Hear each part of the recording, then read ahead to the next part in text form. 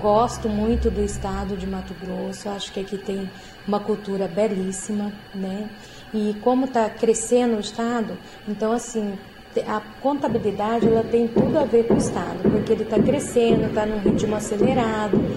50% hoje, ele acredita que ele tem que ficar atrás de uma mesa esperando o cliente vir até ele, né?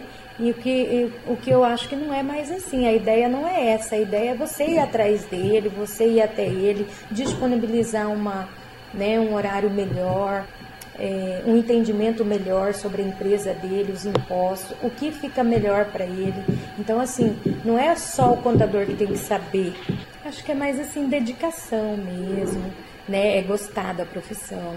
Quando a gente gosta do que faz, a gente não vê dificuldade, não vê cansaço naquilo, né? Não vê, assim, obstáculos, né? A gente tenta sempre estar correndo, sempre estar, né, agilizando para ficar melhor, para desenvolver mais, né?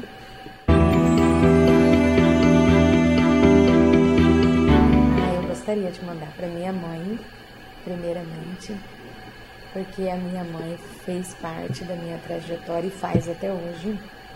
E ela é muito importante, né? Tanto para o meu escritório quanto para mim. E eu gostaria de mandar para o meu esposo também, que me ajudou muito e ainda me ajuda até hoje.